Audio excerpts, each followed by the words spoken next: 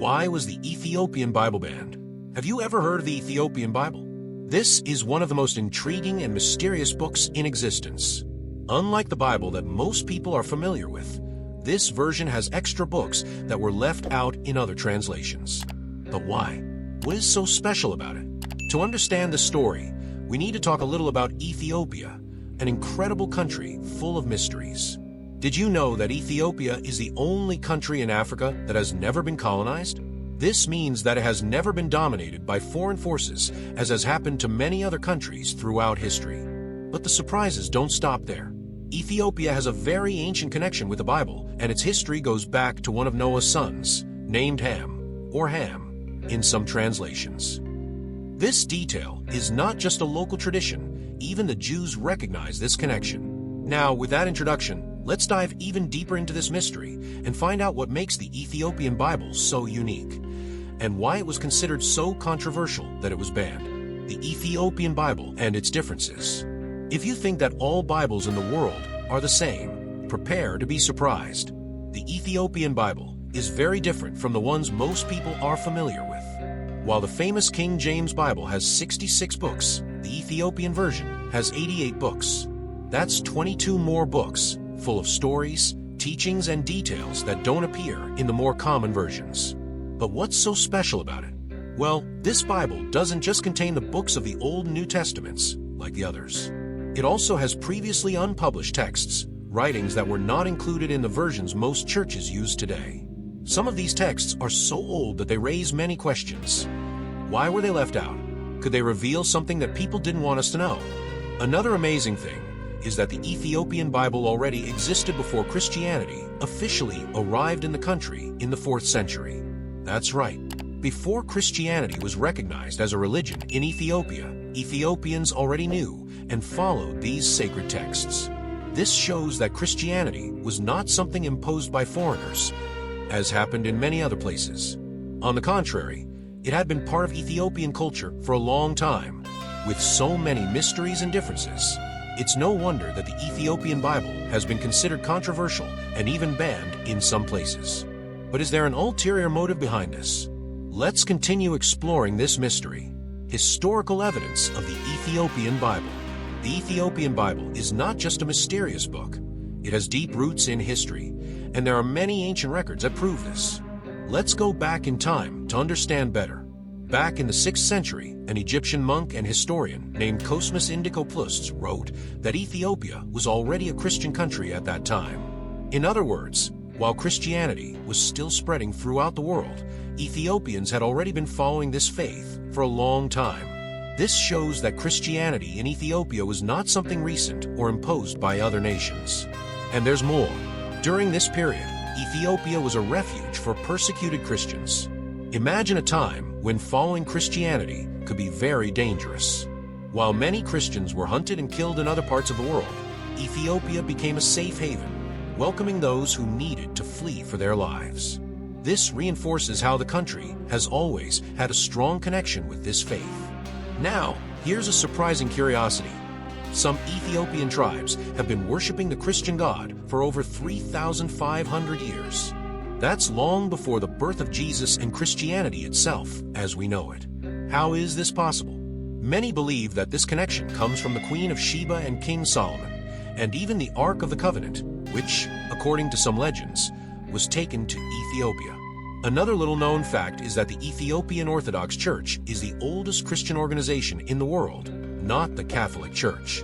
This may come as a shock to many, but the truth is that Ethiopian Christianity has extremely deep and independent roots. The Queen of Sheba and the Ethiopian royal line. Now let's delve into one of the most fascinating mysteries in history, the Queen of Sheba and her connection to the Ethiopian royal line. It sounds like something out of a movie, but this story is told in an ancient book called the Kebra-Nagast, one of the most important texts in Ethiopian tradition. Back in the 10th century BC, or about 3,000 years ago, the Queen of Sheba paid a very special visit to the powerful King Solomon, who ruled Israel. According to Ethiopian tradition, this visit was much more than just a diplomatic encounter. King Solomon was enchanted by the wisdom and beauty of the Queen of Sheba, and the two ended up becoming involved. From this union, Menelik I was born, who would later become the first emperor of Ethiopia. But the story doesn't stop there.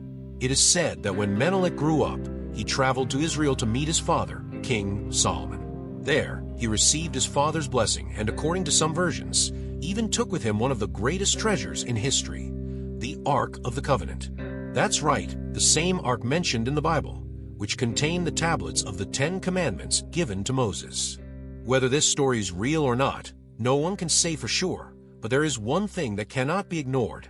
The royal lineage of Ethiopia claims to be a direct descendant of King Solomon and the Queen of Sheba. And the most impressive thing?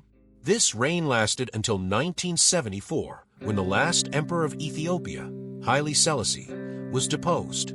This means that this dynasty ruled a country for almost 3,000 years. Now, here's a surprising detail.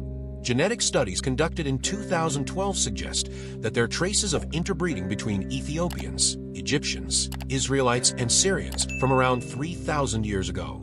This could be a scientific clue that supports this ancient story, whether myth or truth. The fact is that Ethiopia carries a unique royal heritage and one of the most incredible histories in the world. Is there really a secret connection between Ethiopia and the people of Israel? Could the Ark of the Covenant be hidden there to this day?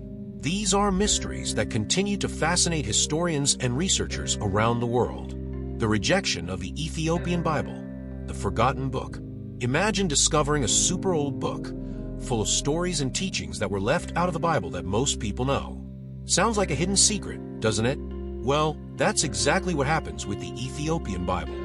Even though it's one of the oldest and most complete versions of the Holy Scriptures, it was not included in the official canon of Christianity. But why? What was it about these texts that caused them to be rejected? The truth is that many Christians do not even know that this Bible exists. Christianity has undergone many transformations throughout history, and some books considered important by certain traditions have simply been left out.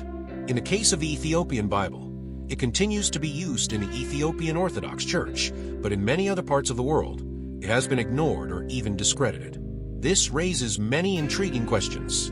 Was there an effort to hide and suppress certain teachings? Did these texts contain information that could change the way people understand Christianity? Regardless of the answer, the fact is that the Ethiopian Bible has survived the test of time and remains a lost treasure of the Christian faith, full of mysteries that few know about. And perhaps, for those seeking answers, it can reveal a side of history that has been forgotten. Why was the Ethiopian Bible excluded? If the Ethiopian Bible contains so many ancient and mysterious texts, why was it not accepted by Western Christianity? Was its content too controversial? Or did some people decide that certain stories should not be read? Let's explore this question. The apocrypha and pseudepigraphal. One of the main reasons for the exclusion of the Ethiopian Bible is that it contains books called apocrypha and pseudepigrapha. But what does this mean? The apocrypha are ancient texts that some churches consider sacred, but others reject. The pseudepigrapha are books that have been attributed to great figures of the faith, such as Moses, Enoch, or even the apostles, but which, according to scholars, were not actually written by these people. It is as if someone wrote a story and said that it was written by a famous character from the past, something similar to a religious fan fiction. For this reason, many theologians believe that these texts were not truly inspired by God and therefore decided that they should not be part of the official Bible. But this raises a big question. Who had the right to decide what was or was not inspired? Were these stories left out due to lack of authenticity? Or was there something in them that could change the way we understand faith?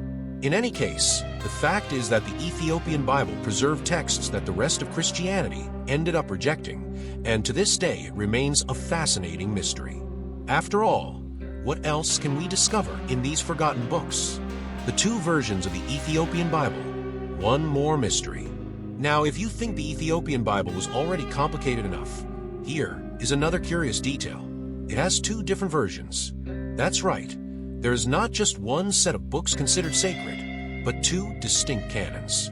Large canon. It has 81 books, including texts that were completely excluded from the Western Bible, such as the Book of Enoch, the Book of Jubilees, and other ancient writings.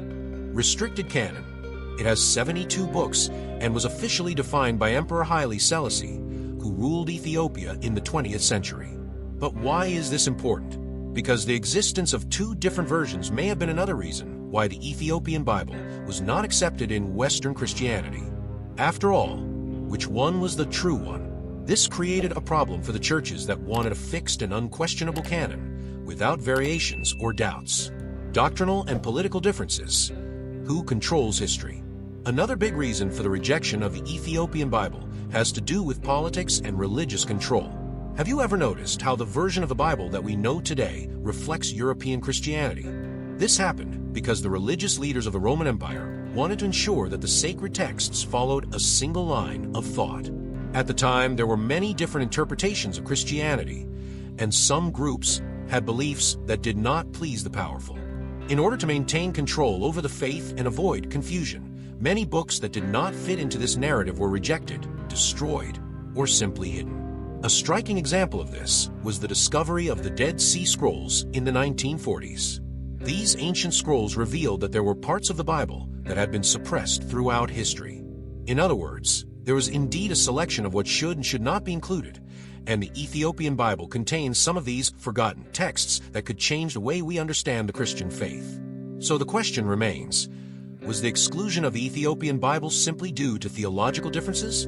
Or was there something in these texts that could challenge the power and influence of certain religious institutions? In any case, what we do know is that this Bible remains one of the greatest mysteries of Christianity, and perhaps the world still has much to discover about it. The rediscovery of the Ethiopian Bible, the forgotten treasure that has come back to light. For centuries, the Ethiopian Bible was ignored by the rest of the Christian world. But something curious has started to happen in recent years. People have become interested in it again. With the ease of access to information and the growth of interest in ancient and hidden texts, more and more scholars and curious people want to understand what is so special about this version of the Bible. After all, it contains books that were left out of the Western version, and this raises many questions about what really happened in the formation of the Christian faith. But don't think that it was easy for this Bible to reach the present day. It has survived centuries of challenges and persecutions.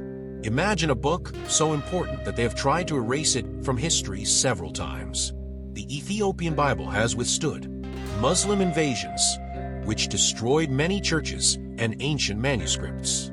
Attacks from Italy, especially during the colonial period and the fascist invasion in World War II. Fires in monasteries, which could have destroyed the sacred texts forever. Even with all this, the Ethiopian Bible never disappeared completely. Today, Ethiopian churches are making a huge effort to translate its texts into other languages, allowing more people to learn about this lost treasure. The big question that remains is, what else can we discover in these forgotten texts? Could they change the way we understand the history of Christianity? The fact is that the Ethiopian Bible is no longer hidden, and more people are opening their eyes to this incredible chapter of sacred history.